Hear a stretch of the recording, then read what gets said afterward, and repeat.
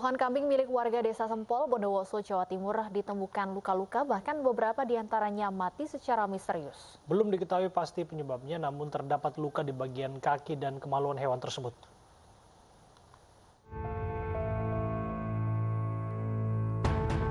Seminggu terakhir, warga Desa Sempol, Kecamatan Ijen, Bondowoso dihebohkan dengan penemuan puluhan ekor kambing mereka yang luka-luka. Bahkan 11 diantaranya mati dengan kondisi luka di leher. Kambing-kambing ini ditemukan terluka parah di bagian kaki hingga kemaluan. Belum diketahui penyebab pasti hewan-hewan ternak warga ini terluka parah hingga mati, sebab posisinya ada di dalam kandang dan baru diketahui warga pada pagi harinya.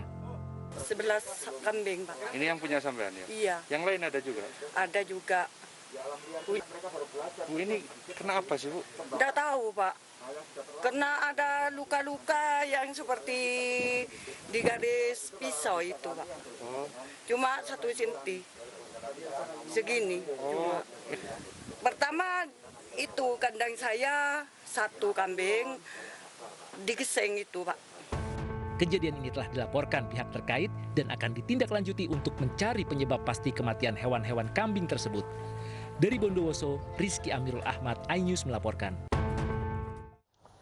Dan untuk mengetahui lebih lanjut terkait kambing mati misterius, sudah ada bersama kami Sandy Herdiawan, Kabid Kesehatan Hewan, Pengolahan dan Pemasaran Hasil Peternakan Dinas Pertanian Bondowoso.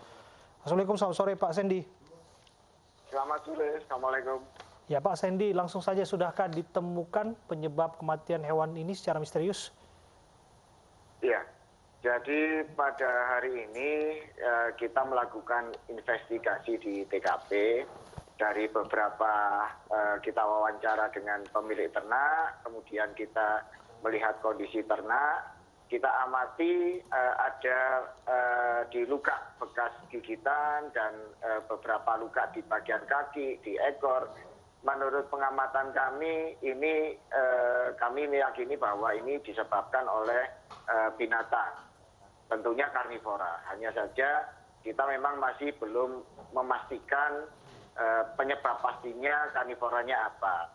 Cuman dari bekas gigitan, dugaan sementara kami kemungkinan terbesar adalah disebabkan karena gigitan dan serangan anjing liar. Karena kita temukan di antaranya luka bekas gigitan dan cakaran. Sementara itu yang kami amati di lapangan.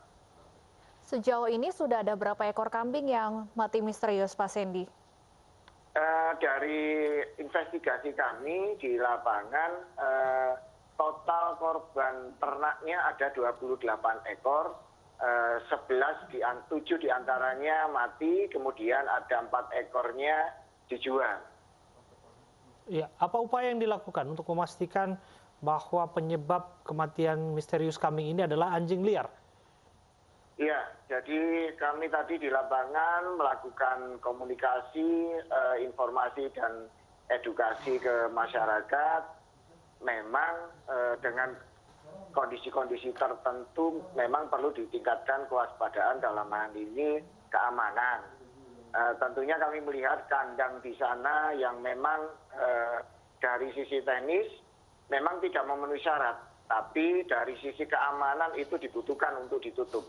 Sehingga ada kemungkinan hewan liar bisa masuk ke kandang itu bisa diminimalisir.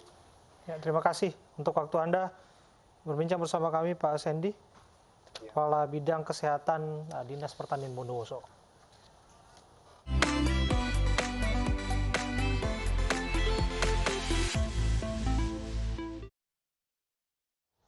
Di masa pandemi, warga dituntut untuk kreatif memanfaatkan peluang yang ada. Ya, seperti di kawasan Cipinang Melayu, Jakarta Timur, warga bekerja sama dengan petugas kebersihan membudidayakan lele di kolong tol Becakayu. Ini masyarakat diharapkan untuk dapat memanfaatkan peluang yang ada, dan kami berada di kolong tol Becakayu Jakarta Timur, yang mana lahan yang kosong ini dimanfaatkan oleh sejumlah warga dan juga pihak PPSU Kelurahan Cipinang Melayu untuk membudidayakan ikan lele. Pembudidayaan ikan lele ini sudah dimulai sejak bulan Desember lalu, dan saat ini terdapat sebanyak 6.000 benih ikan lele dan juga 40 kg atau setara 1.000 ikan lele yang siap dijual. Dan tidak hanya di drum saja, namun juga budidaya ikan lele ini memanfaatkan parit di sekitar lingkungan sini. Kemudian dari pihak PPSU juga mengaku bahwasanya penjualan ikan lele ini belum dilakukan keluar dari wilayah ini, hanya sekitar warga di sekitar saja yang membeli ikan lele hari ini dikarenakan pasokan yang belum cukup. Dan ikan lele ini dijual sebanyak Rp25.000 per kilogramnya. Dari penjualan ini mendapatkan keuntungan kotor sebanyak Rp7.000. Pihak PPSU pun juga berharap agar budidaya ikan lele ini bisa mendapatkan banyak dukungan agar tetap bisa menggerakkan perekonomian. Dari Jakarta, Disa Amora, Alfian Aulia, iNews melaporkan. Di tengah krisis pandemi COVID, saya senang memperoleh laporan bahwa kinerja perbankan syariah Indonesia tetap mencatat pertumbuhan yang stabil. Bahwa perbankan syariah berhasil tumbuh lebih tinggi jika dibandingkan dengan perbankan konvensional. Sekali lagi ini patut kita syukuri, alhamdulillah. Dalam banyak hal, perbankan syariah mencatatkan pertumbuhan yang lebih tinggi dibandingkan bank konvensional.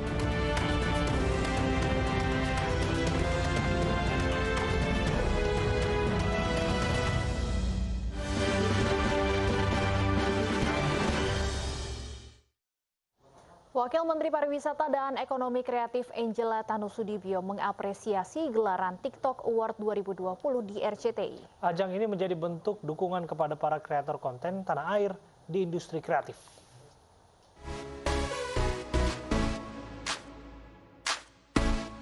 Gelaran TikTok Award 2020 sukses digelar di studio RCTI Plus Kebun Jeruk, Jakarta Barat. Berbagai apresiasi diberikan dalam ajang bagi para konten kreator tanah air ini. Apalagi di tengah pandemi saat ini, banyak sektor usaha mengalami penurunan dan ekonomi kreatif. Melalui konten kreator, justru menjadi peluang bagi generasi muda untuk terus berkarya. Wakil Menteri Pariwisata dan Ekonomi Kreatif Angela Tanusudibio menegaskan, TikTok Award menjadi bentuk dukungan terhadap ekonomi kreatif.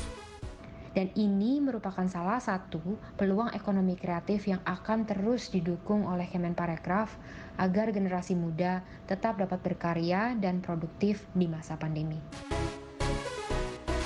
Kemenparekraf mendorong industri pertelevisian dan para sineas untuk menghasilkan karya-karya berkualitas yang tidak kalah dengan produk impor.